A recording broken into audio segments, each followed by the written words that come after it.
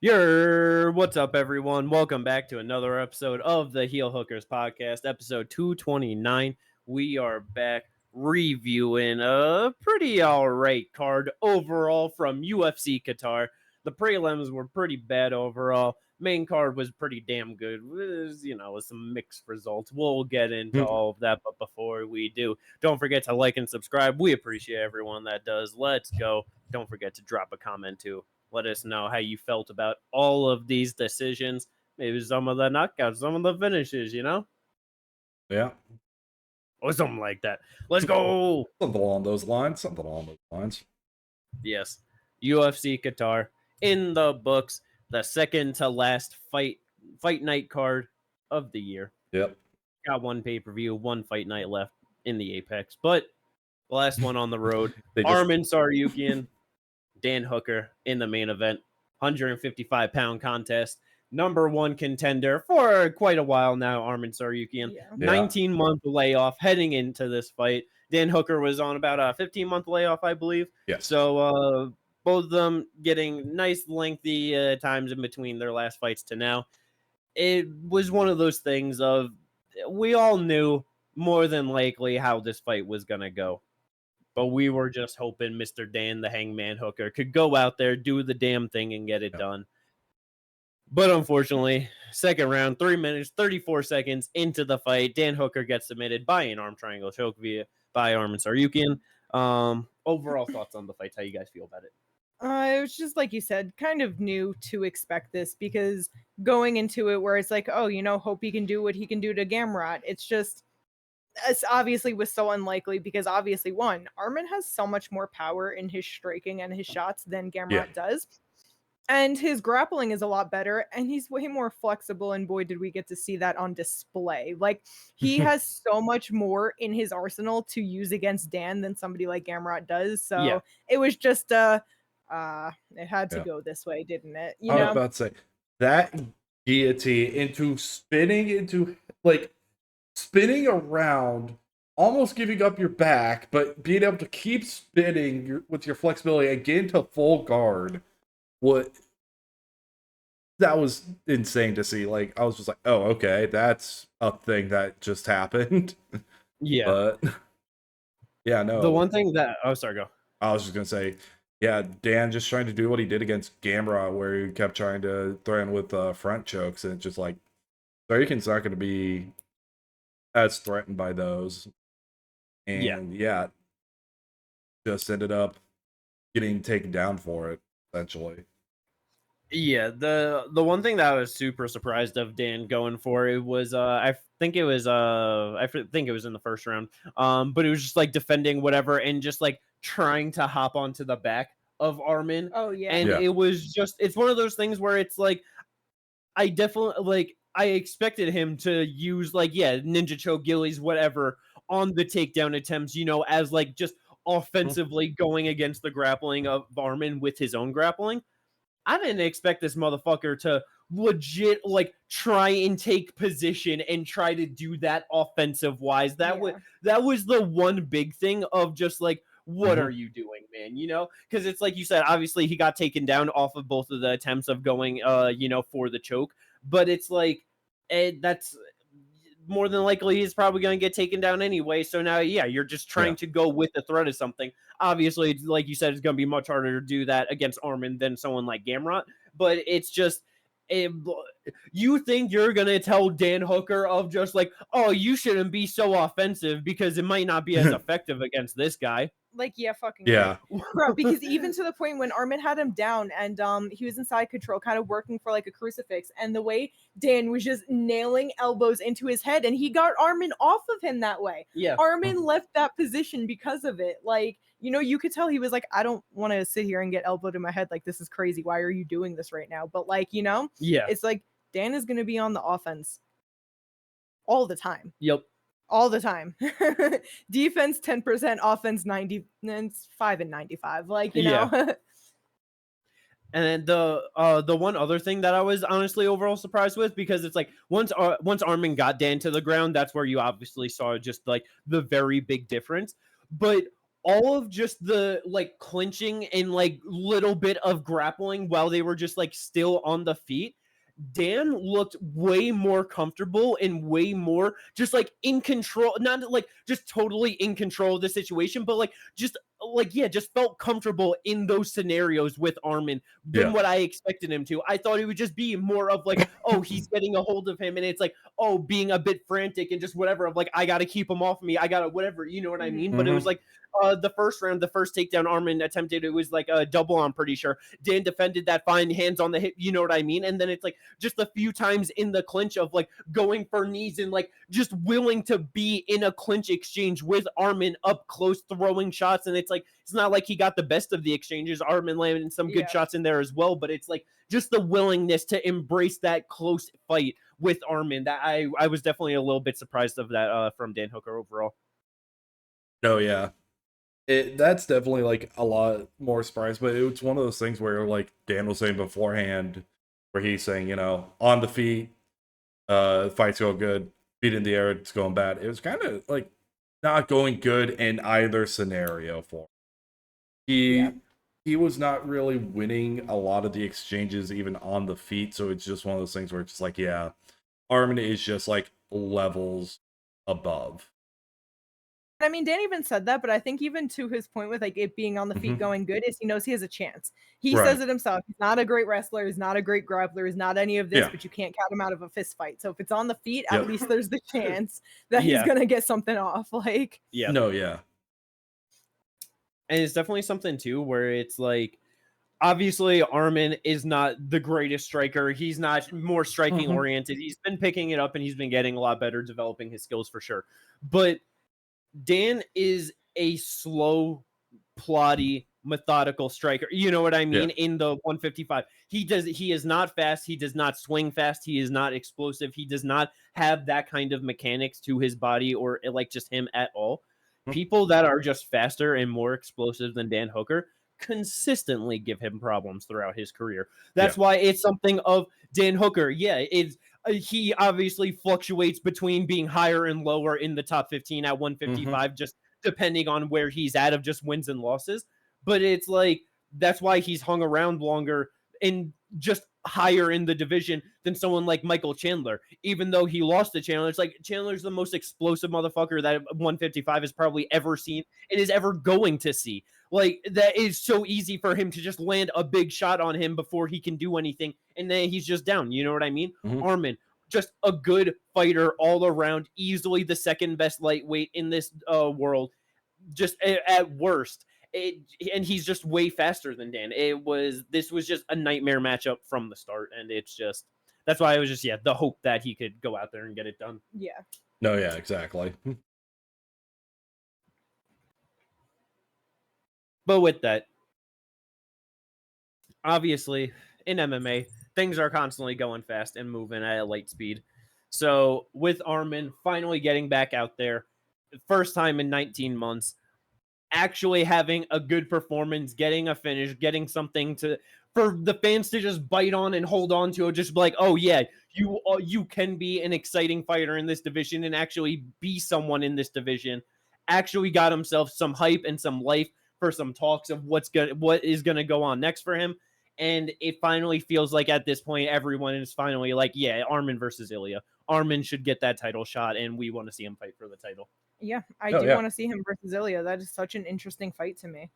It's like, it's one of the times where Arman is not going to be the smaller fighter in, like being like height and reach. Like, Ilia is right there with him. Yep.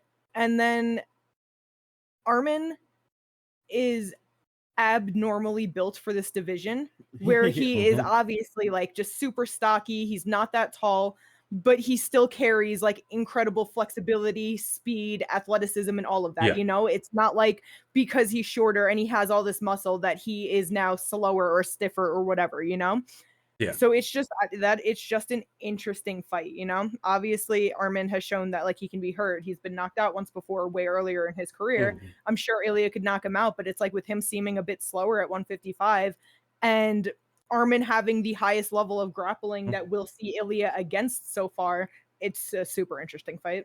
Yeah. No, yeah, 100%. And like we'll really get to see like Ilya's what his ground game is like against someone like an Arman Tsarukyan. Like we'll really be able to find out like how good that is and all that. I'm also just wondering with like the noticeable speed difference between him at 45 and 55. First fight going up to 55, bulking up, like if it's gonna be closer in a second, like in his second fight to what he was at 145. Now that he's more used to carrying that weight around. No, yeah, for sure. Yeah, it's definitely possible. Because it's like, you know, with that fight, it's like all of those things like for Arman.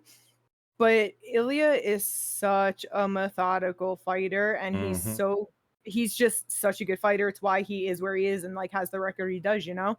Because it's like going into the Volk fight or the Max fight, I remember watching and like, you know, just the feel of like, oh, you know, Volk is like doing his thing in this first round, or Max is finding his flow, and like me just staying silent throughout it because I'm just like watching Ilia like, no, bro, like he is getting into his own flow. He is finding the shot, like just finding his rhythm and just waiting for the right time, you know? And then there it happens. Like I'll have that feeling, and then it's the next round where I don't know if Arman has that same methodicism, you know? Yeah. Where it's like, I could easily see Arman getting into his flow and feeling like this fight is on lock for him. He's like doing whatever. And then Ilia just being like, nope, I've timed you, you know? Yeah. I have found your rhythm. I have found your whatever. And then just finding his timing to do so. And that's where it's also like, you know, just interesting, because if Arman is going to be super grapple heavy and can actually implement that and be dominating, then obviously there's way less of a chance of following that rhythm and finding that kill shot, because on the feet good, feet in the air bad, you know? Like, so it's just, definitely interesting. And then Ilia's ground game is supposed to be super good himself, but again, we haven't seen it against somebody like Arman, so I just want to see this fight real bad. Yeah, because it's just something where it's one of those things. Obviously, Arman is a great grappler and he's got good takedowns, but to the point of he's actually going to fight someone that's smaller than him this time. So normally you're fighting taller, longer people where a bit easier to get down on their hips, grab singles, whatever it may be. You're fighting someone that's an inch shorter than you, that fights like a boxer, short and stocky stance, ready to be able to defend double legs, single legs, whatever. It's hard to kind of imagine him even realistically grabbing just singles, doubles on him, you know what I mean? And just getting good takedowns. So then when it comes to the feet, Arman does like to, even as the smaller fighter in a lot of these matchups, he likes to fight as the fighter on the outside with just like a lot of kicks and just staying long. And you know what I mean? How well is that going to actually work over the distance against someone like Ilia Topuria? Like you said, extremely methodical. He's going to go in there. Everything you do, he's calculating every single bit of it, the distance, when you throw it, the space he needs to be, what counters are available on everything. And if you just, the second you do it one too many times and he's just ready for it, you're going to get caught with that. And so that's where it's like him striking as, okay, like, I'm gonna throw like, a lot of kicks or whatever, but him not actually being this long striker or this long tall person really seems pretty easy for me, that like, okay, Ilya's just gonna find that timing and range, you throw a body kick, step in, left hook, and now you're done, you know what I mean? It's right. I was about to say, so it really is just such a good fight, and they really have to it would be fun to just see all the bullshit between Ilia and Paddy. No doubt about that. They booked that. I'll get myself excited for it. Ilia and Arman's the fight to make, though. No, 100% is the fight to make. And also shout out to Joaquin Silva for that left hook he landed on Arman. Had him on skates. Like, the thing is, like, he's a single shot striker. Ilia is not. He lands that left hook, and all of a sudden that right's coming right over. And Arman would be out if that were to happen. Like, especially against someone like Ilia. So... Yeah, because that's where it's like, obviously seeing like he has 2 fights at 155 pounds right now for Ilia Topuria. And it's like, obviously both people he's fought, not like they are like the most durable people, but like kill shots to both of them out cold, dead on the mat. And one of them, what I mean? Like the Jai Herbert one, he wasn't moving up to 55. That was at 45 frame Ilia Topuria, just cutting less weight. Yeah, it's like, dude is just scary, monstrous power. And it's one of those things where it's like, obviously, like, he's got like the just raw output, but it's just his ability to actually deliver it on his opponents because of technique, timing, everything, I was about to say, he's got so, yeah. an extremely good delivery system for it. Exactly. So it's just like, yeah, that's the fight to make. Super interested in that. Arman Tsarukyan improving to 23-3 in his career. Gets himself $50,000 performance bonus for that. Good for him. Yep. And for Dan Hooker, what's a fucking loss mean? Ain't nothing. He got his fucking pay. Yeah. I'm almost guaranteed at this point that he doesn't make a show and win bonus. You know what I mean? Like, Yeah. I'm sure He's it's a flat probably been a rate. solid 4 or 5 years that he's just been a flat rate. Yeah. So it's just like, you know, like he said, he took a shot at the #1 contender. You talk shit, get hit. It is what it is. You know what I mean? He's gonna be back out there. It's one of those things where, like, going into it in my head, it was like, win or lose, I would have no problem watching him fight Max Holloway for the BMF title. Yeah. One of those things of, like, kind of forgot of, like, Charles' last fight, you know, calling out Max for the BMF, and it's like, that's definitely just the better one to go now. And it's just, even though it's like a bullshit title, still a title, and it's better to go, like, have someone fighting him off of a win for it. And I've been seeing a lot of people bring up Dan Hooker versus BSD, and I kind of feel like that's because people watch this fight and they're just like, Dan Hooker fucking sucks and he doesn't belong here. Give him BSD so he can fuck him up and get him out, and you could get BSD to the top. I know I've been counting BSD out of a lot of these fights recently, but this is another one I'm counting him out. It's one of those things. It's like with the Benny fight, I said, like, he can land the shot to get it. I wouldn't be surprised if he won by first round knockout. I wouldn't be surprised. He is a very physical fighter that goes the fuck after it. Dan is a flawed fighter. BSD could easily end up winning this fight in any one of the rounds by knockout or submission. I would not be surprised. But you're telling me to, like, put odds on it and who should win? I think Dan Hooker should win that fight. No, yeah, that's fair. Person I wanted to see him against was, that's who I wanted.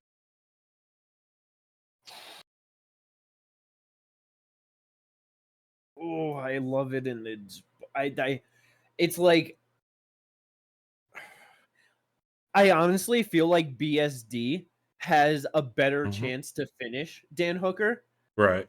But you think Dan Hooker has a better chance to win that fight? Yeah, like, That's how I feel. don't know, like, what does he do against Fiziev, bro? Right. Okay. Like, I feel like he just gets kicked to bits. Yes, because No, it's that's like fair. with Benoit, it's like, obviously, yeah, he can land big shots, but you talking about Dan's a flawed fighter.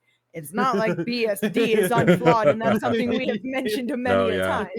So it's like, and for BSD, it's like he's physical, but he's not explosive. He's not somebody I would describe as an explosive fighter. So it's like, he's going for takedowns. He's somebody that Dan would be able to defend against, or actually be able to, sink in a fucking gilly, or, you know what I mean? Like, try to roll with him, get a sub, whatever it may be. There's so much of a higher chance with BSD's grappling. And then on the feet, it's just, at this point, it's a war. At that point, it's a war, and it's a war that I think Dan can win. Yeah. Because it's not like BSD is a fast striker either. He is open and just big hooks, and he'll land his big straight shots and all of that, but it's like, brother, that's just a war on the feet, and it's one that I think Dan can win. But to Fiziev is too technical.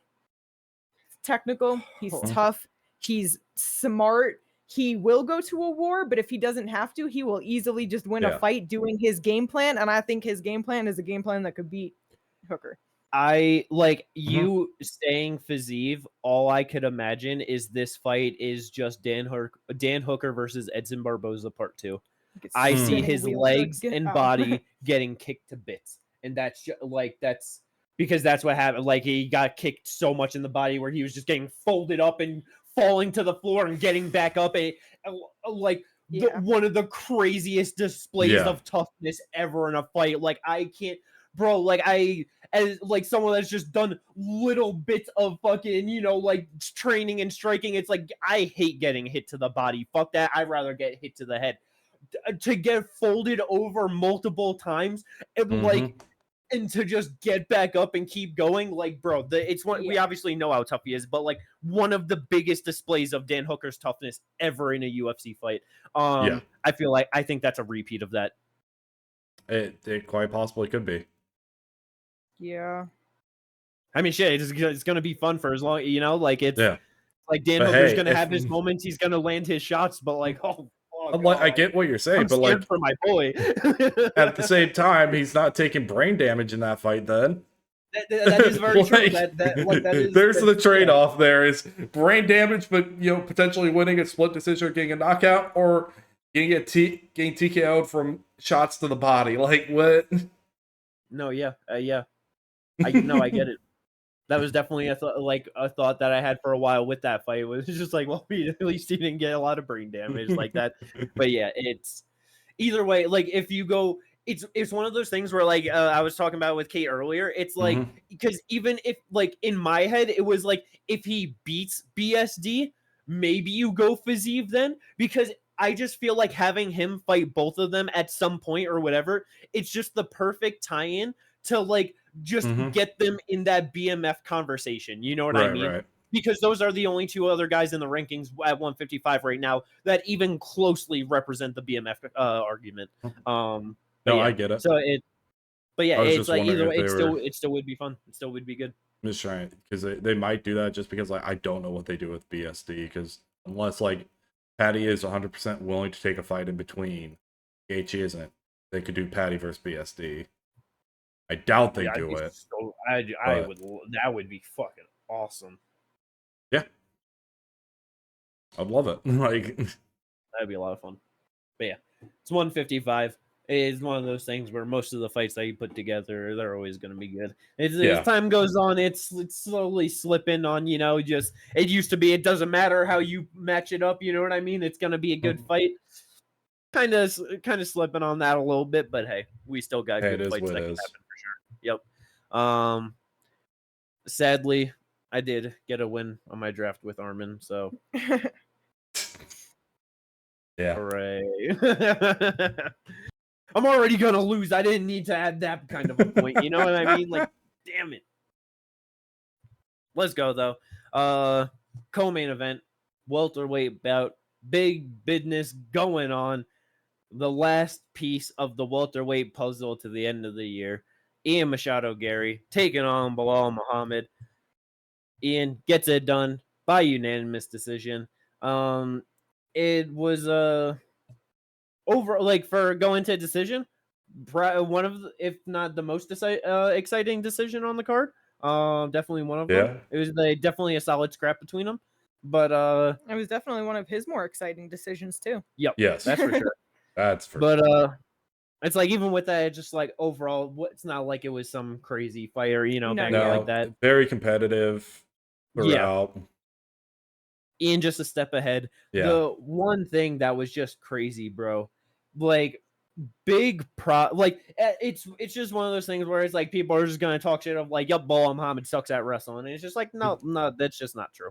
But bro, the fucking takedown defense that Ian Machado Garry has put together like throughout like this run and just improving as a fighter, that shit is getting fucking amazing. Because what was it, 0 for 7 that he went? Yep, 0 for 7. Crazy. You tell like I never would have thought that if like you said Belal would have shot basically as many takedowns on Ian as he did against Jack, but across 15 minutes instead of 25, and he just got goose egged on it. Crazy. And he also tried for these and like, Yeah. Yeah. Very impressive there for Ian Garry. No, yeah, for sure. Definitely looked real good in the takedown defense. Definitely looked good in the striking. He always does. He just will consistently show the one thing that he would rather be safe than sorry every single time. Yes. And it's not that that's necessarily an issue, because obviously you're winning fights, you're doing your thing, you're putting together your record. Yes. But you're never going to be the guy and the way he wants to be the guy. The way he rants and talks and calls people out, he is never going to be that guy if he does not abandon that fucking safe over sorry like headspace, Yeah. He had Belal rocked in the 3rd round. Like, he wasn't like, it's not like he was like on skates or anything, but you saw the clear stunned, stopped, and like I gotta cover and like change up for a second. Clearly hurt. And Ian Garry just gave him the space to do that because he wasn't following up. You know what I mean? Like it's just he consistently shows that he could get people out of here He could sit down on a shot a bit more. He could just do things a little bit more and just doesn't because he's coasting himself to a decision. Why throw it away? And not even that he's going to do something stupid and actually throw it away, but just the fact that there's even a small chance, he takes that, like, the small chance over actually going out there with the fucking finish, Yeah, especially against someone like Belal Muhammad, who does not have power in his hand. Was not hurting Belal really at all throughout that whole fight. Like, was landing decently, but not anything crazy. So it's just like, this is the guy we're gonna play safe against in the striking when you've already got him hurt. Like, this is the guy, really? Right? Yeah. And it's going and saying like, oh, I'm gonna knock this guy out beforehand. It's like, no, you're not, bro. You're not. To your point, you're not the guy that goes out there and take the risk. The last time you finished someone was fucking D-Rod. You finish guys that you are clearly much better than on levels the beat. above. That's which you should, but right. It's like at this point he is 10-1 in the UFC. He has 3 KOs and 7 decisions. Yeah. Like you said, the last one was D-Rod in May of 2023. We're going honestly, on 3 years away. And again, like, I know he had this whole thing with Niel Magny or whatever, but like, he should have finished fucking Niel Magny. Yes, but he's like the big, like, he's the number one on the list where I'm talking about the opportunity to finish somebody and just fucking doesn't. It just was like, dude, just fucking finish the fight. That's more impressive, and more people are gonna actually fuck with you if you do that instead of what you did. Everyone thought you were just a weirdo for the way you handled the whole thing.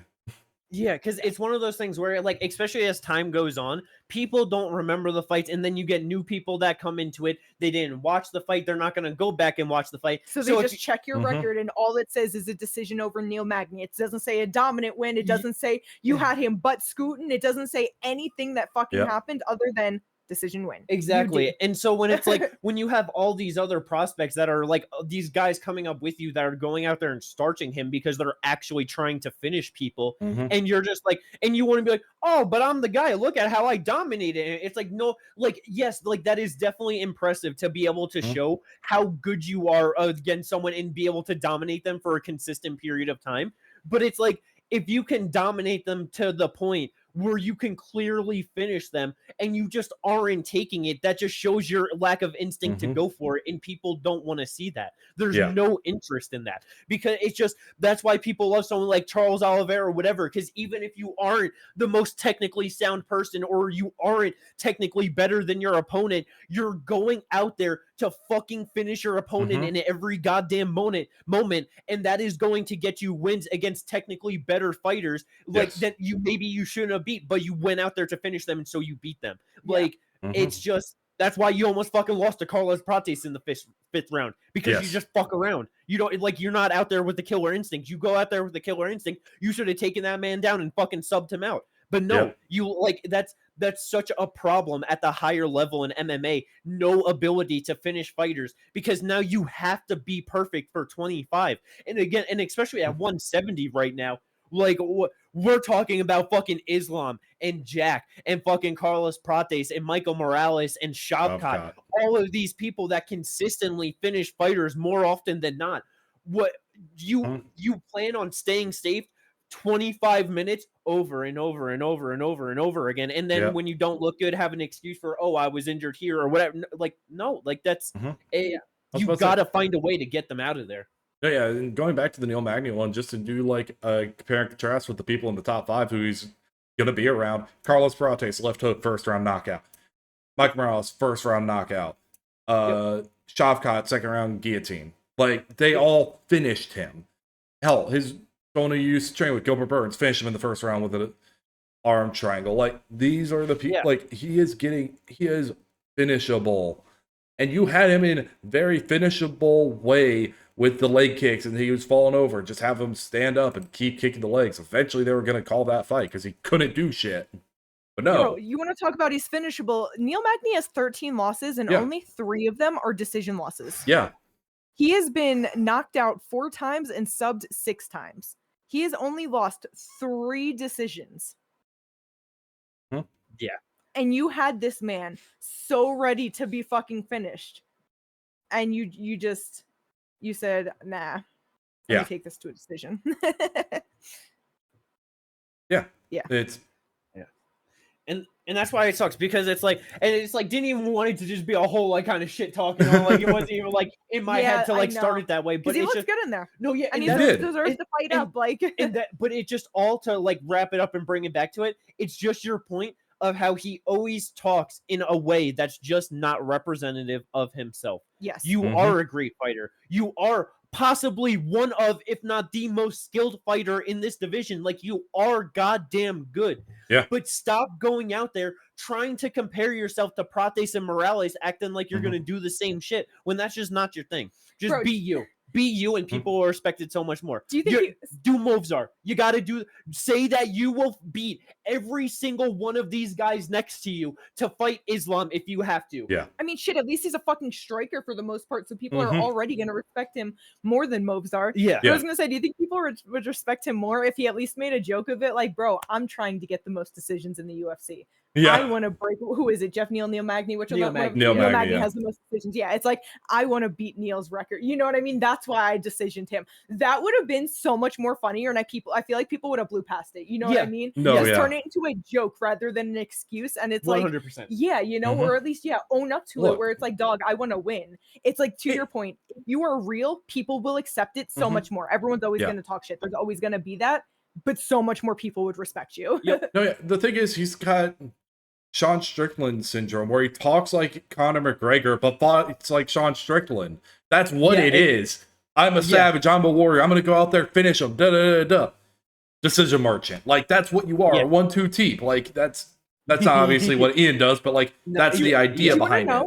What I do think a big difference is, though, between like Ian and Strickland is that Ian has more potential to actually get them out of there, though. And I think that's what's more frustrating, is that 100%. we know he could, and the only reason he doesn't is because of, like I said, that safe over sorry, as to where Strickland just fights like that. He just learned how to sit down on a damn left hook. You know what I mean? He simply fights that way. So it's crazy, but it's more frustrating from Ian, because he doesn't have to be this.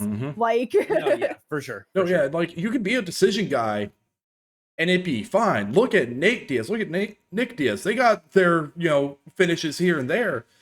But if you just go out there, put on war-winning decisions where you're just out cardioing everyone, putting a pace on them and throwing 1,000 shots, people are going to respect you. But the other part of that is they're like, they feel authentic when they talk shit. Yeah. Maximus Holloway. Yeah, like that. Yeah, exactly. Like that. That was the next person I thought were. So it's not like Max has like the highest finish rate or whatever. You know what I mean? Like, he's not even like some big trash talker. He will sometimes, but anytime he talks, he's just always being himself. And so it's like, there are the moments where he talks shit, but it's like he doesn't make up these moments to talk shit. Yeah. And so I was about to say, Ian Garry even made the joke that we've made where when he was calling out Mozart, and I think the press conference, saying we need our countries have had history in the octagon. We essentially need Conor versus Habib 4 now. And it's just like, dude, it's lame when you say it. It's funny when like the fans are saying it. It's lame when you say it. I don't know. Yeah.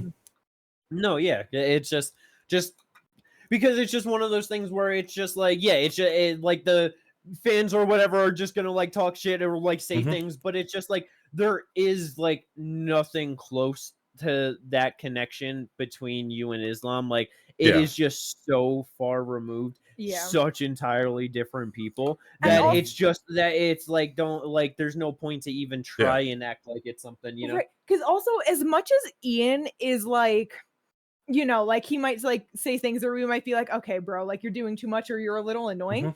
He is a respectful human being. He is never going to go out there and say no shit about Islam that's going to piss Islam off. Yeah. And not because he's scared, but simply because I don't think he does that. You know what I mean? Like, he just seems like he is on the more respectful side. Like, you see him up talk everybody, people in his division, people he respects, all of these things, like he might talk a little shit like pre-fight, which is super normal, obviously, but he never crosses the line. Like, no, do like it's not the same. No, yeah, exactly. It is funny, though, that Ireland versus Dagestan is kind of becoming a rivalry in MMA with Conor versus Habib, the two Paul Hughes, Usman Nurmagomedov fights, Islam potentially versus Ian. Like, It's It is just so funny. funny because it's the MMA community itself just calling it that, because then Yeah. you see Islam and Paul, not Islam, Usman and Paul, and And like they're very respectful they're, towards they're each other. exactly, they're friendly, they're Yeah. they're respectful, they're hugging each other, like, you know, they did like a fucking interview together where the like interviewers asking them questions of like, oh, what's this guy's best attribute, da da da, and them just answering and just being cool, Yeah. sitting next to each other. We would have got that with Habib and Connor. Hell no. No. Islam and Ian, same thing. It's like, not that they've even more further apart where they've never fought. There's not really talks of them up until now of like, you know, potentially fighting. Yeah. No interactions together. And if they did, Yeah. it would just be friendly. Like, Hell, the and if not closest- friendly, casual, you know, Yeah. just calm, cool. Like, He's got more of a confrontation. He had more of a confrontation with Hamza backstage than he did with anyone else. I know that. bro, that shit so was dumb. so weird. I don't. So I don't know weird. what happened. I don't know what happened. It There. With, like, literally I just looked. All right, so because it just I looked saw he got like, pushed, but yeah, well, it looked like Ian was kind of like talking to him and everything was cool. And then the security guard went there, and then Islam looked not Islam, Hamzat looked angry and then pushed Ian. And Ian, or like, you know, it looked like Ian was talking to him and then was like, yo, bro, like, what's going on? And then he pushes him and then was like, that's childish, after the security guard gets in. And I made the joke because we had a cat that like you could feel her energy change. She would be sitting on your lap or sitting near you and you're like, oh no, I need to get away. She's going to attack any second, and she fucking would every time. And I think the security guard got that energy from Hamzat. He was like, oh no, energy shift, whoop, and then there goes Hamzat to, you know, push him. Yeah. But it's hilarious that it's 155 Arman in between 170 Ian and 185 Hamza. It's just like, what? None of y'all have shit to do with the other. Like, you two train together. But because hasn't Ian talked about moving up or something? he probably and not like has. on a serious note, but just like, oh, like, you know, double champ type shit. Like, I feel like sure. More than likely. I feel like he has. So I wonder if he's said something and Hamzat was just like, oh, you think you're gonna take my belt? I wonder if he said Push. something about him potentially, like something along the lines of him running from the division. Because so like the one thing that I did see that like I seen a post from Darren Till that like he had like a whole long message, but like basically he was just like calling Ian just like fake as fuck and like just saying like all these things, and so it's like I like just basically talk, I guess, like that.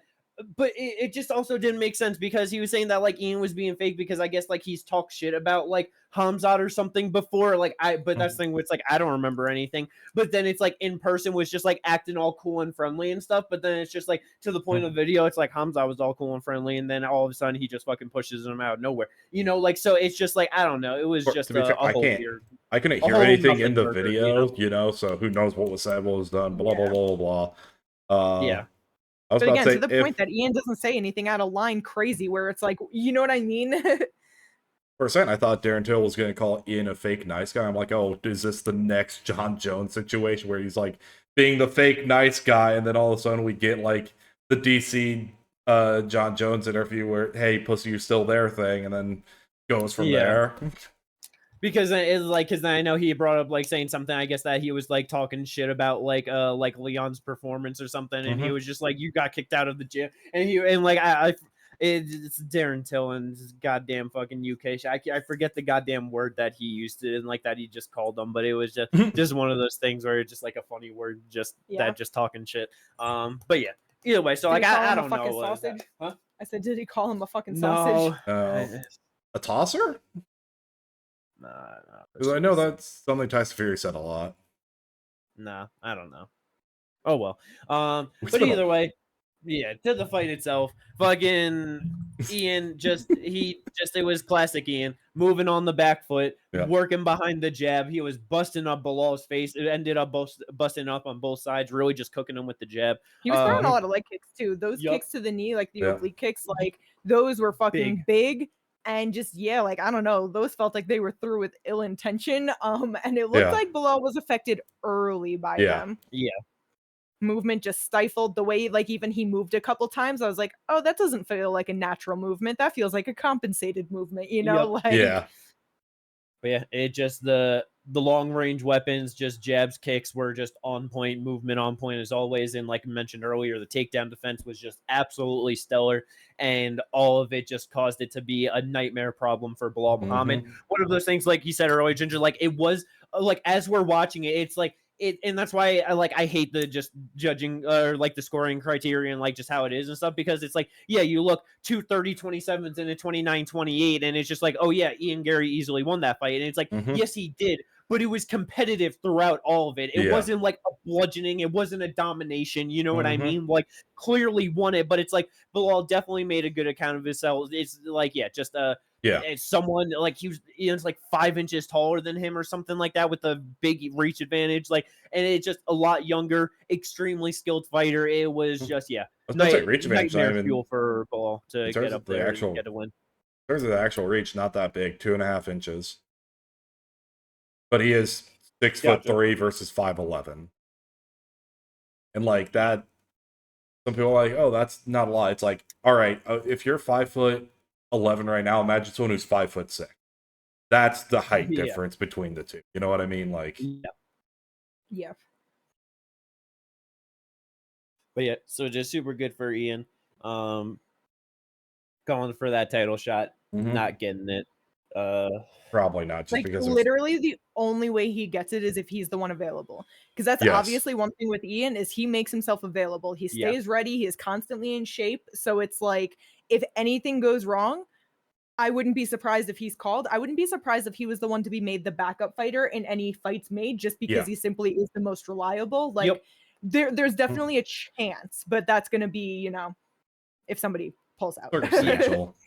Yeah. And they might make him like the secret backup. They might not even make him a backup where he's the he's put up against someone, and if anything happens, we're going to you. You're going to be stepping in to fight. Make sure you're able to make championship weight types of. Right. 100%. Because they definitely do that on a lot of cards where they'll have like the secret backup where they put in like a 55 bout for a 155 fight or a 170 bout. You know what I mean? So. Yep. But yeah, it's one of those things where it's like just at 170 right now, so many people just making big moves, getting good wins. The fucking looking at the rankings right now and just seeing all the movement is wild. You do not see movement like that generally in the rankings at all. And so now we're going to get a nice little swap up. Ian, I believe, was number 6 heading in, Belal ranked number 2. So that'll be a nice little mix up. It's one of those things of like, you could really go anyway. And then, like you said, it's just going to depend on availability, who actually says yes. Because it's like, if you want to throw Michael Morales or Carlos Prates in the title fight over, like, you know, Ian, I ain't got no problem with that. If you want to throw them against each other, I ain't got no problem with that. If you want Shavkat to fight someone else before coming back into a title fight, let's do it. If you want to just give him the title fight, okay. Like, it just really the only way you could just go wrong where it just kind of feels bad is if you give Kamaru Usman the title fight. Yeah, that's really the biggest thing right now that I feel is a possible play that they would be like, that's what we're doing. The one the way we're going about it. that everyone would be like, no one likes that. It is like, we have so much movement, so many people right now who like deserve title shots, but you only have one champion, so you have to have other people fight other people. But it's just like, really, we went for January Usman? and I'll take it. Yeah, book it for January and I'll take it. You know. Yeah, then super soon, and then like then they're all able to fight either like whoever wins, probably May, Islam, whatever. Yeah, May, June area. So, yep. But yeah, so you can't go wrong with Ian and where you want to book him. Yeah, we'll just have to see how it all plays out. Yeah, he's fought Shavkat and Prates already. Haven't fight Morales. Yeah, Morales, Jack, like it yeah. And I was just gonna say that he was one of my 2 draft fighters to get me a win tonight. Yes. Yesterday morning. Yes. I went 2-0. The other draft fighter for you. Volkan Oezdemir did what he was supposed to do. Yeah. No time, gets it done in damn near no time. Under 90 seconds. I was gonna say 1 minute and 27 seconds. He knocked out Alonzo Menifield, so he got me my 2nd win. Yep. I was just vicious. Yeah, cooking. I was just vicious, bro.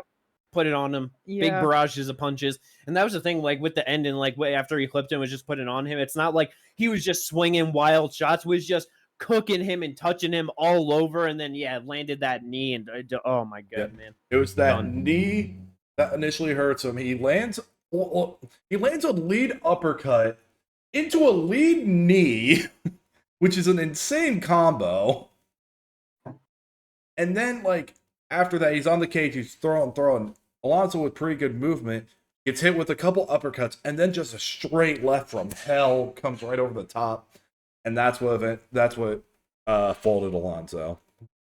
Yeah, because it's like that's where it's like you see it so much with people on the cage like that. They're trying to move with the punches, and they're doing good, but they're moving so hard to stay out of the way that all it takes is that one punch that they moved into too fast, and boom, they're fucking sack of potatoes. Like, it's like, just the momentum. It's so crazy every time.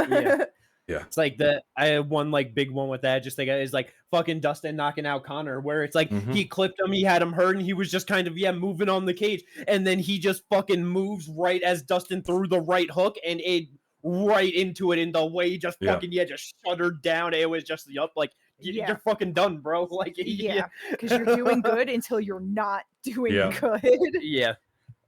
But just vicious for Volkan. It's one of those things where it's like generally Volkan goes out there and knockouts his opponents. Alonzo kind of does dumb shit and he can get finished. So it's like not the biggest surprise there, but very good win for Volkan. Definitely happy for you to get that draft point. And what is that over like these last couple? Okay, and that's three wins out of his last 4 fights. Only loss being a decision to Volkan in that time, so it's definitely not bad in the last 2 years. The 3 wins all finishes too, all in the first round. So it's like obviously that loss to Olberg kind of sucks, but it's like the number 1 contender right now. You know what I mean? So it's not like it's the worst. And like you said, ranked number 9. I don't really know where exactly. I think what you could do with them, depending on what happens, I think the loser of Bogdan Blachowicz is right there for it if Blachowicz doesn't retire, if he loses.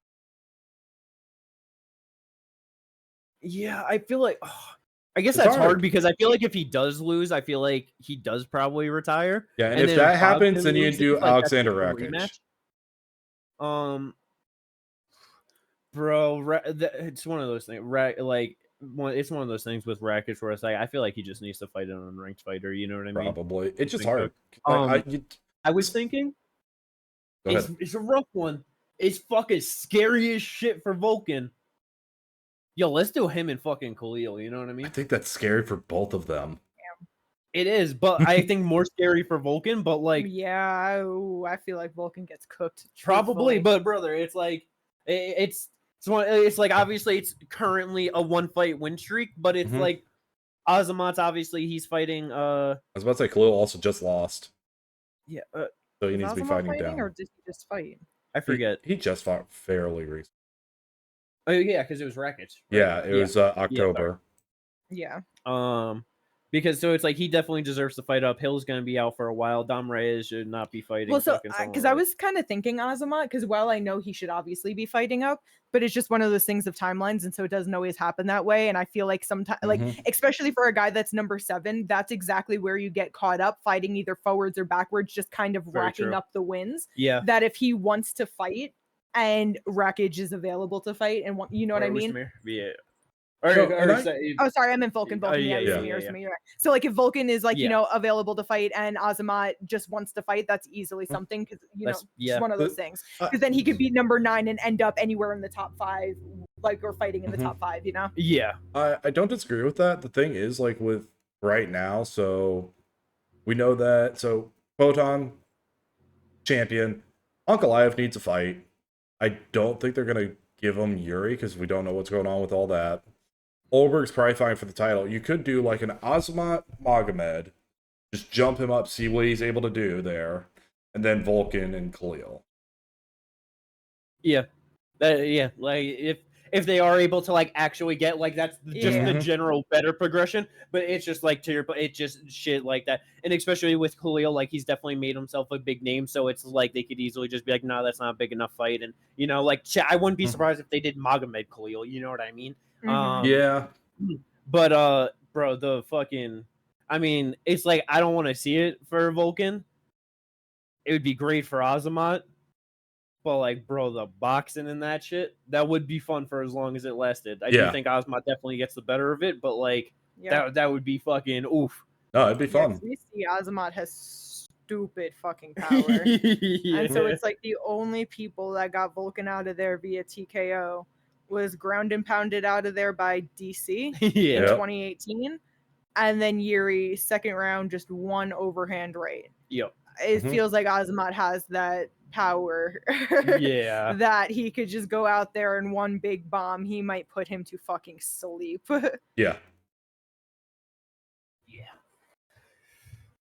But let's go see what happens with that. But speaking of one big overhand right to put someone out and put them to sleep, Yeah. this absolutely broke my heart. It was the worst part about this, man, was how we're just sitting here watching the fight, and motherfucking Jack Hermansson is my goddamn boy. And it's like we're watching it, and it's like he's doing the thing. It's like he's looking good to start it.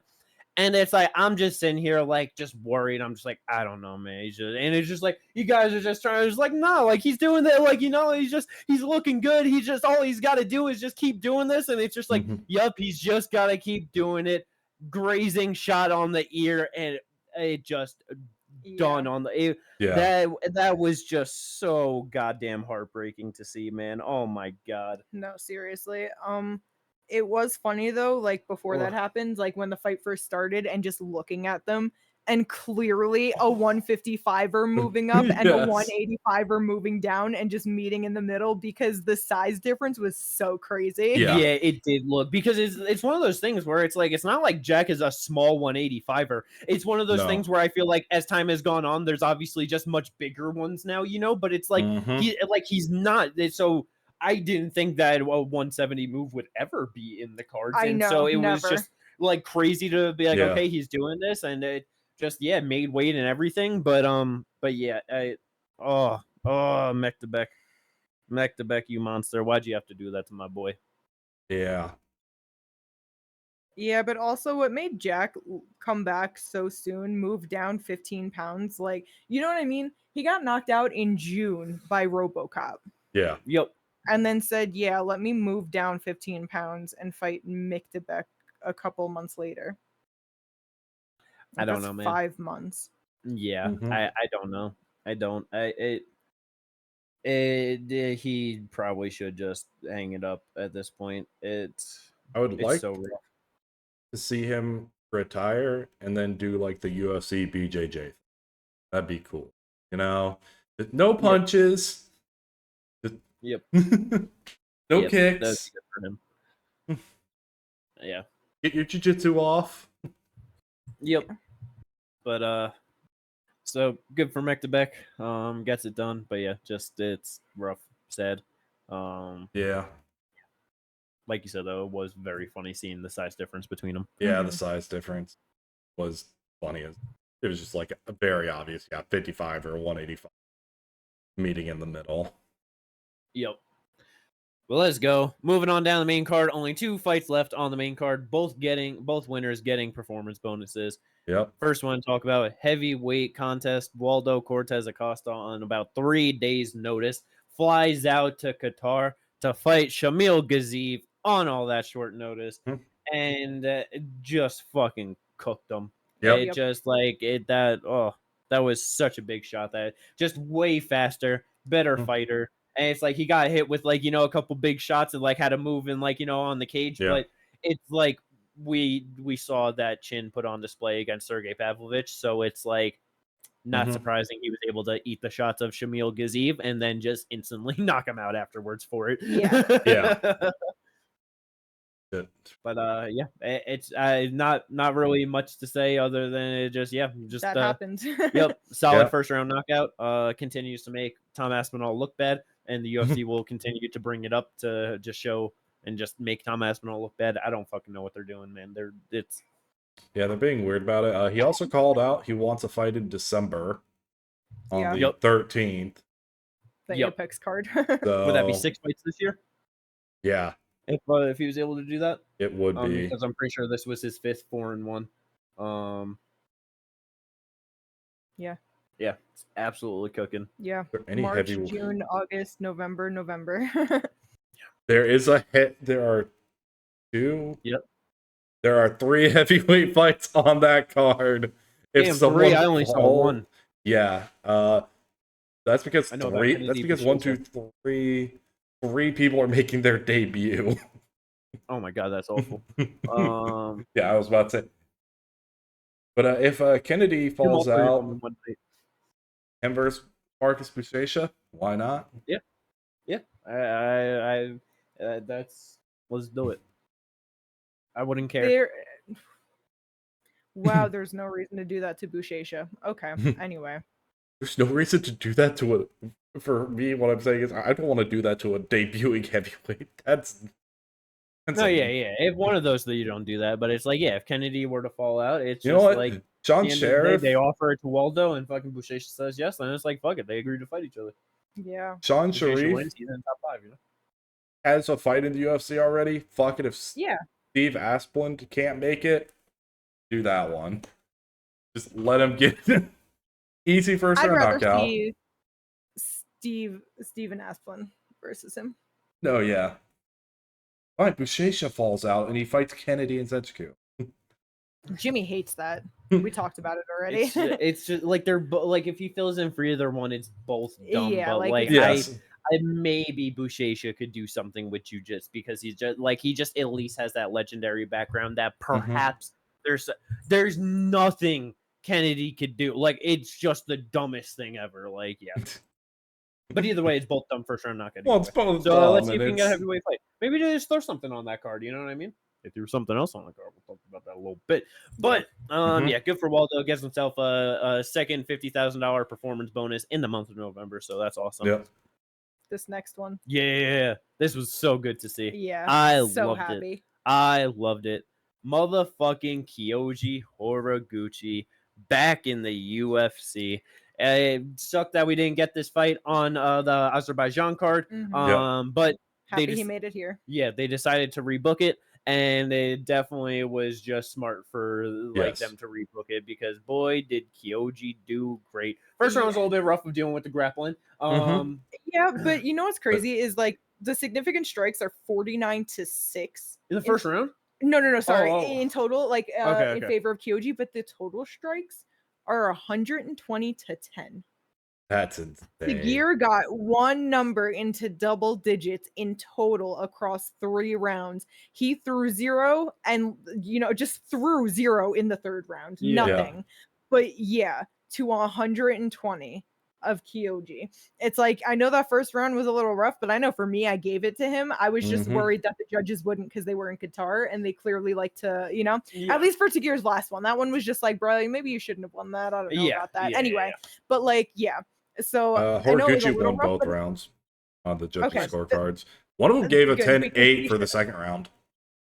Respectfully, it's like he had 3 minutes and 32 seconds of control time and landed 47 strikes. Like I said, only 13 of them were significant, but like just very dominant fucking performance for him. Like it was so good. It just made me very happy. Yep.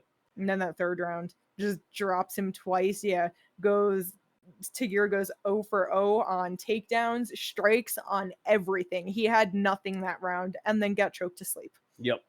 It's not that I hate Tagir. I just love Kyoji. This was great. Yeah, this was amazing for Horiguchi. Comes back. Is on has a 4-fight winning streak in the UFC currently.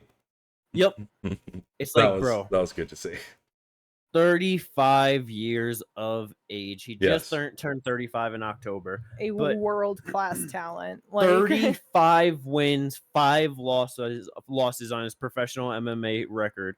14-1 in 14-1 in Ryzen, 8-1 in the UFC, 2-2, 1 no contest in Bellator. His only loss that he's ever taken in his career at 125 pounds was to the fucking best of all time, Demetrius Johnson. Because that's what I was gonna say. Is that like of his 5 losses, 4 of them are at bantamweight. This man, it says he's 5'5". Everyone says he's 5'4". Like a clear flyweight. And 4 of his losses are just coming at the weight class above, and he still racked up so many wins there too. Like just an incredible talent.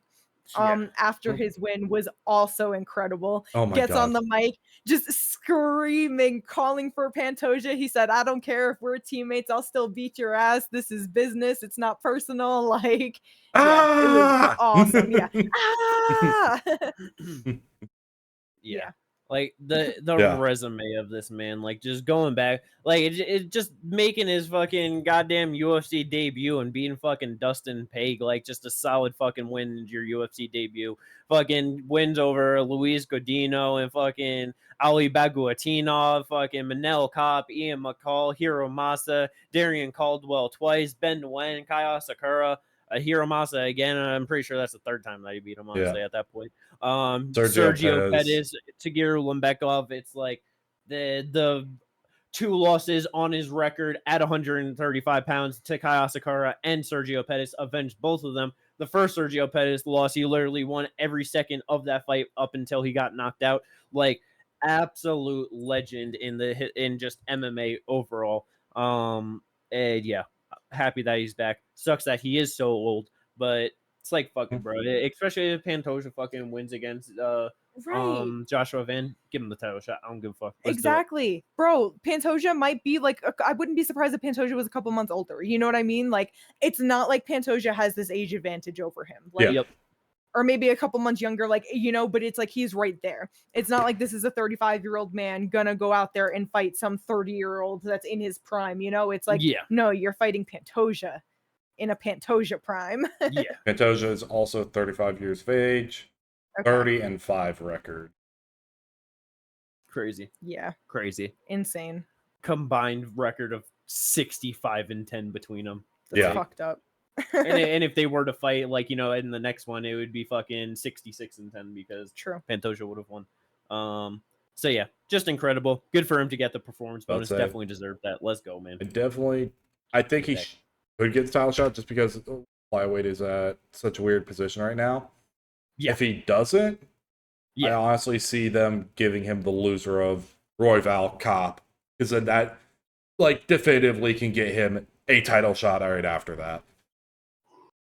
Yeah, it's book him with anyone in the top end. It's going to be good, you know. It's like being Manel Kopp before. Definitely love to see fights against Royval, Tatsudo Taira, Moreno. You know what I mean? Albazi, like give him any of them. Like, I mean, shit. Honestly, give him Albazi because that's probably the easiest win for him out of all the guys, and that's like, and he's still kind of up there. That is, you could give him a title shot off it, you know.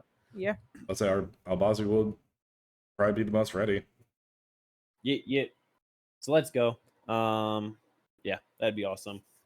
But that is it for the main card. On to the prelims. What do you guys want to talk about for the prelims? What you want to bring up? What you got? I thought Kate was. Oh, sorry. I figured you have a draft pick, so. Oh, I didn't know if that's where you wanted to go. Might as well. Asu Almabayev also gave me a draft point. Also gave me a perfect on Tapology via third round guillotine choke. And yeah, looked decent out there. Judges had it 1-1 going into the third round. So yeah, it was close enough. I could see that. Yeah, it was close enough. Like, and Perez is like an extremely solid fighter. Like, no shame in having a close fight with Alex Perez. You know what I mean? So it's glad that he got him out of there. So yeah, he got the win. If you're gonna say Horiguchi gets Albazi, Asu, I don't know, maybe the loser of Ira Moreno. Yeah, that could work. I know Asu was calling for the title afterwards. He ain't getting the title. He ain't getting the title shot. Number 8 beats number 7. Title shot. Hey, I'm just one of those things. He's 6-1 in the UFC, so it's like a very solid. You know what I mean? No, like, yeah, exactly. Things, but hey, it's yeah, like that's true. But he's also on a 2-fight win streak. So yes. Look, hey, I don't care. First loss pretty recently. I would rather people at least call out a title shot than just say I don't care who I fight next. You know what I mean? No, I get it. I'd rather them at least either say, give me a name, say you want the title. Give me one of those two things. I don't care. Best they can do is Tim Elliott. I mean, Alex Perez versus Tim Elliott might be next. Nah, bro. My boy wants the title shot. Let's fucking do it, bro. He wins that fight. Huh? He wins that fight. Tim, right? Yeah. I'm glad you believe me. Yeah, I do. I think Tim can win that fight, to be honest. Definitely fucking can. He could potentially win against Asu. Yeah. Fucking take down Spinny Boy Merchant in a suit. He's getting subbed the fuck out, bro. Yeah. Tim's grabbing the fence, putting himself in a great position, and locking something up. It's like, how are you gonna fucking take down Tim when he's grabbing your shorts and gloves and fucking the fence? He's gonna all at the hit. same time? You know what Tim will do? Tim will hit Asu with the guillotine that he hit DJ with, but he's not gonna be good enough to be able to get out of it. Yeah. That. Oh my god, bro. We need to get Tim, and we're matchmaking Tim to get a title shot. Let's fucking go, bro. Give him Asu Almabayev. Let's go. Might as well. And then the last performance bonus on the card went to Luke Riley. He made his UFC debut. He got grapple fucked in the first round, and then he knocked him out clean in the second round. Yep. Perfect left hook. Apparently, this is kind of his thing, is that he has no wrestling and like he's bad on the ground, but he can generally get himself back up at some point, or he is able to stay alive. So therefore, every round starts on their feet, and then he knocks people out. But apparently this is like a consistent theme with him, that he does not have great takedown defense or wrestling or anything. But hey, he's 12-0, so it's been working for him this far. No, I can't argue with the results in that case, but it's just like, damn. Okay.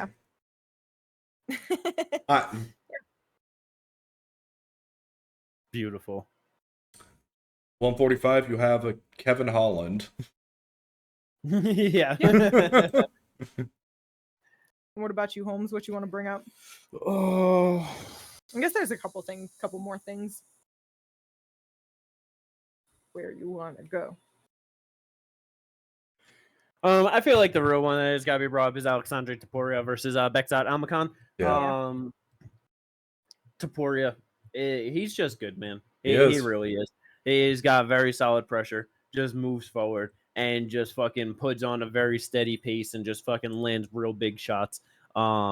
I was just interested in that one of just to see if like just kind of like one of the both big like puncher, just have big power. Like wonder if one of them was going to be able to get a knockout.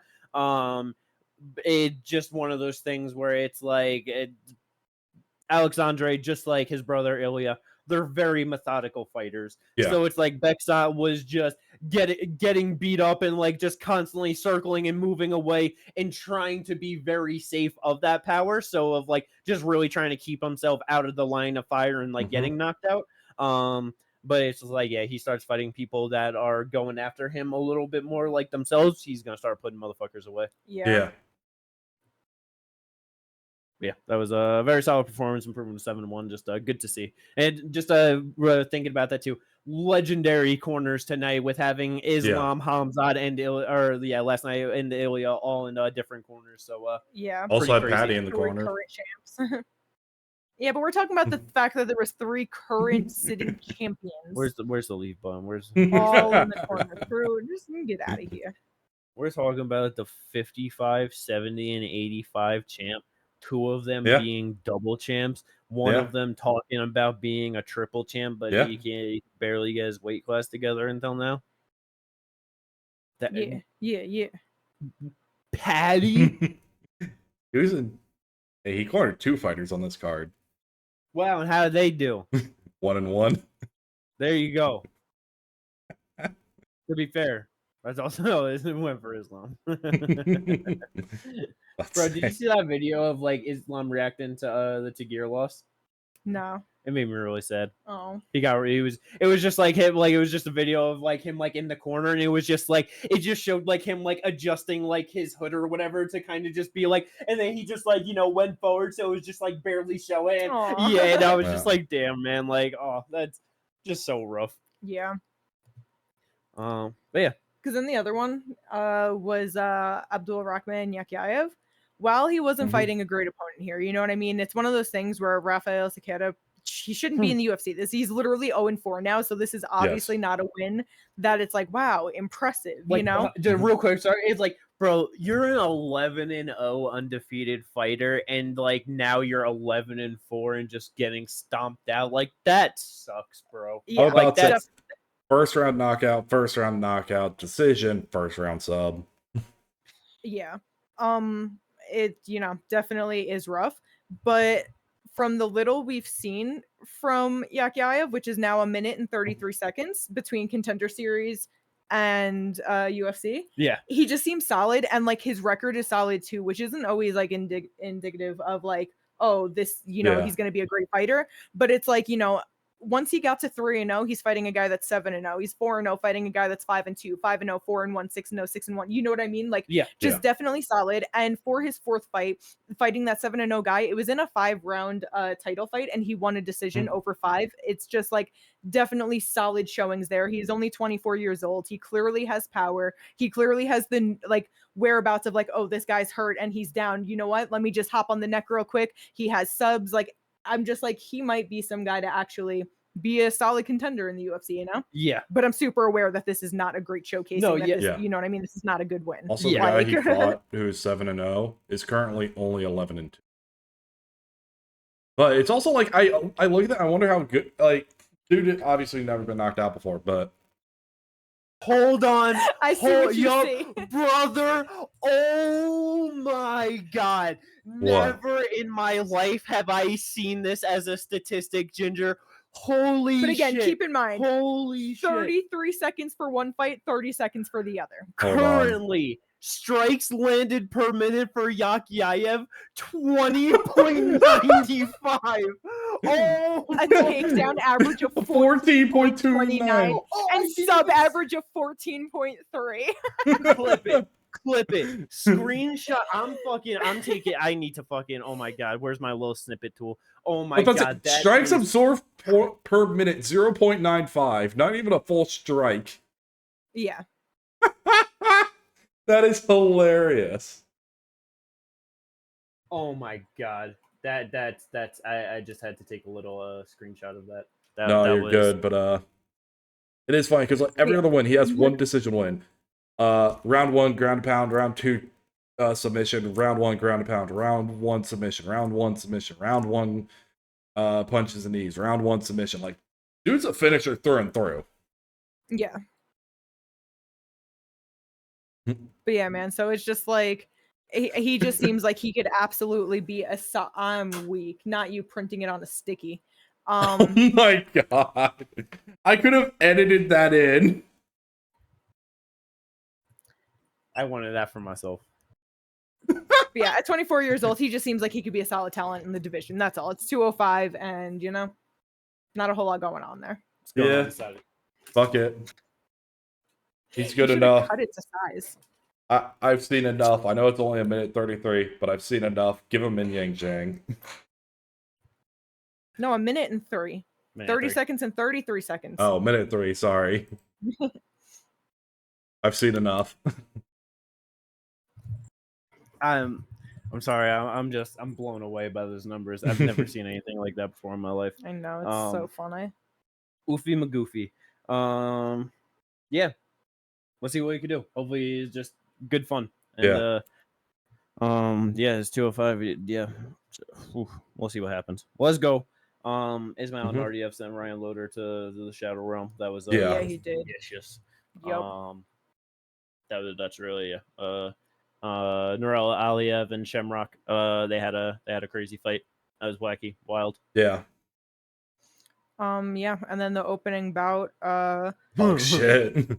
I was gonna mention. Well, because the UFC is like, why are they solving the issue of no heavyweights because they all suck by bringing in shit ass fuck heavyweights? Well, you see, the problem. This was a shit ass fuck fight. Well, you see, the problem of them having no heavyweights is based off of that. There's just not good heavyweights in the world of MMA. I know, so they shouldn't bring them in. They should cut them.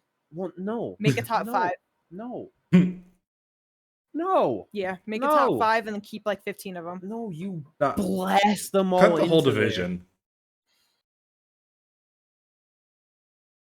Cut the division. Put all the money into making women's heavyweight from 145 to 165, and that's it. That would go crazy. Yeah, needs to be heavier. 145 to 200. No. Like 165 to like 185. Yeah. 200 plus. Yeah. No. we saw that on Dan Hooker's shit. Bro, that was pretty good. There was some great matchups, bro. That's all I'm saying. It was until it wasn't, you know? Some of them, great. Other ones, damn, you have no range of motion. Yeah. But let's go. Tapology was horrible. I started off terrible. But then I had a nice little stretch. So that helped me out. Ginger cooked. Bro, I did good too. I only got 3 wrong. I just, wasn't cooking up the perfects and all of that.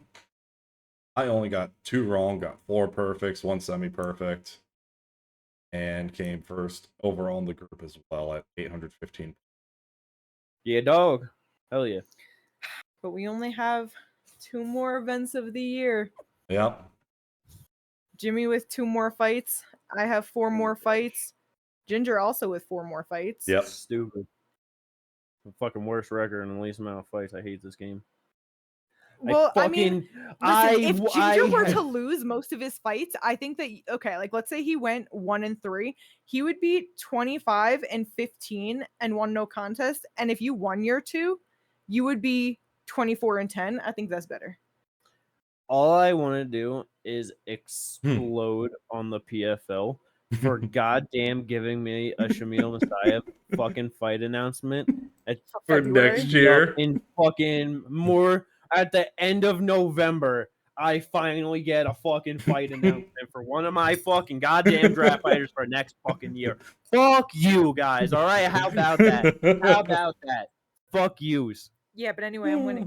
I'm 25-10, and I got 4 more fights. Yeah, and tied with the least losses.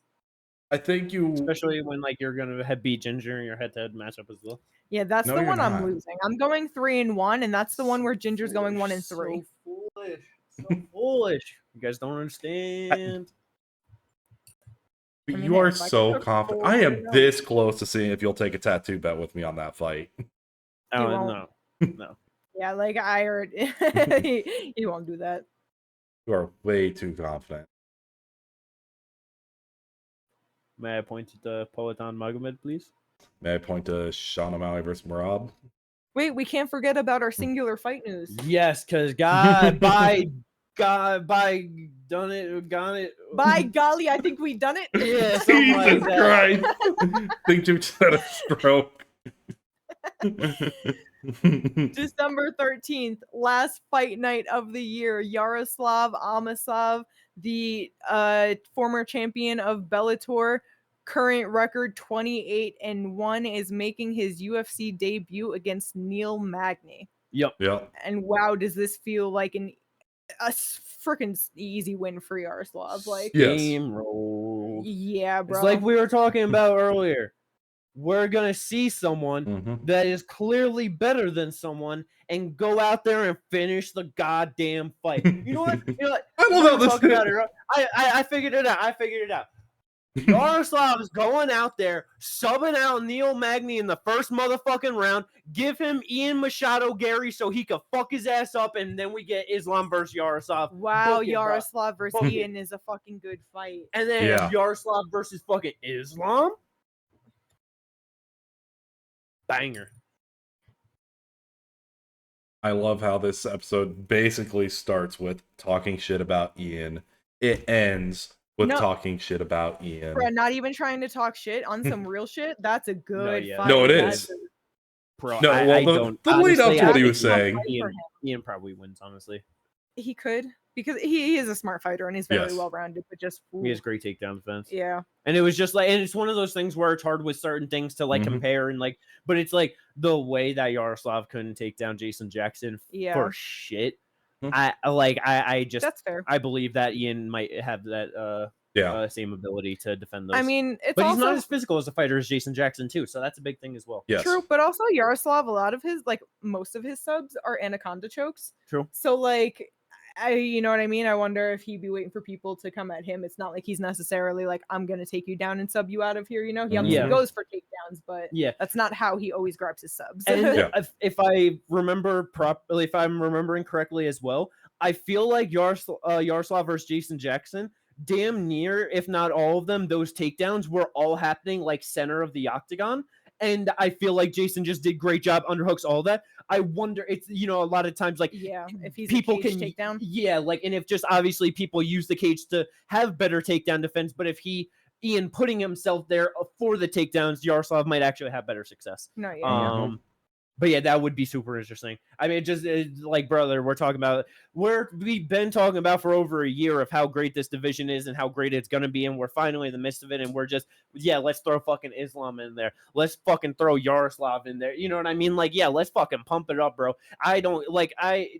Pump it up as stacked as much as you can. You like, it's not one of those things of like, oh, don't. But like, there's too much going on where we shouldn't add another person. Not just throw them fucking in there. Make it so we have 15 fighters, all where we're like, we want to see all these guys for a title shot, and you got to go on a 3-fight win streak or something against these other monsters to actually get it or something. You know what I mean? Like, Yeah. let's go, bro. Let's go. Oh, it's awesome. I love it. I really hope that he could look good and do something good in the UFC. Put Ukraine on the map for the UFC, you know? Hell yeah. Big dog. Yeah. Let's go. Yeah. I think that's it, huh? Yeah, that's it. Yeah. That's all. That's the thing Episode of things. 229. Yep. And that's it. That's yeah. No plan B, you know? Yeah. Nothing else to talk about for this one. Thanksgiving coming up, so there are no fights coming up this weekend. Yeah. So on that note, we will catch you I guess a Eventually. week from now. Yeah. Yeah. A week from when this drops will be the next one. I hope everyone enjoys their Thanksgiving. Happy holidays, whatever, you know. We'll catch you on the next one. Peace.